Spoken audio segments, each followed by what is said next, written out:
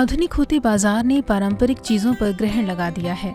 कभी घरों के, खेतों के और रसोइयों का अहम हिस्सा रहे बांस के सामान अब पूजा पाठ तक सिमटने लगे हैं। बांस की बनी चीजों की जगह अब धीरे धीरे प्लास्टिक का सामान लेने लगा। बांस की टोकरियां, झिझरी, पर्रा अब धीरे धीरे कम नजर आता है। क्या है, खेती काम में जो आत रही ना झौड़ी आत रही, ओकर बाद चरिया आत रही, फिर सुपा आत रही, सुपा ओसाए के काम में लगत रही। तो आज प्लास्टिक निकल गए थे, वो प्लास्टिक के ज़्यादा चलत है, तो एकर से हमार सामान हर लुप्त हो जाते।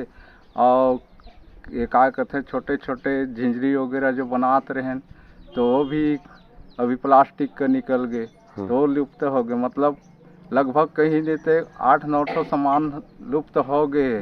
मात्र अभी चलन काके है का कहते हैं शादी पर्रा और एक आध सुपा के और बिजना के और का कहते हैं चरिया के।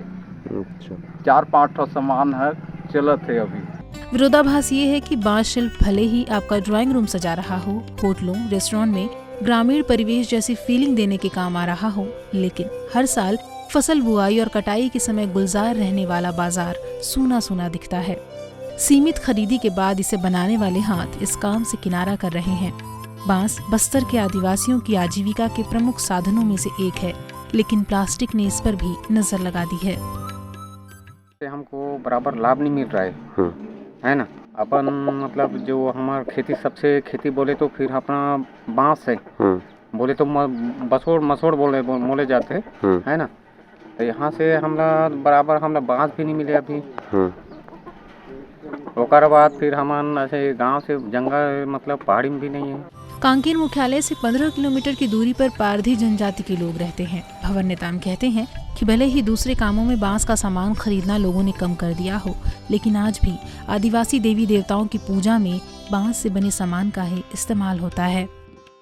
पहले मैं बताऊँ ना, गोपा लाग थे, चुरकी लाग थे, सुपली लाग थे, हैं सुपली लाग थे, झापी लाग थे, पिसवा लाग थे। पहली जो झिंझरी में धान निकालन, धान निकाल के ना पूजा करन, पूजा करने के बाद खेती में धान ला खींचन हैं।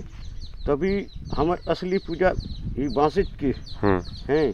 देवी देवता में भी हर काम में बांसिज के जो देवी के घला वो जो सामान जो होते वो घला बांसिज के बनान सामान।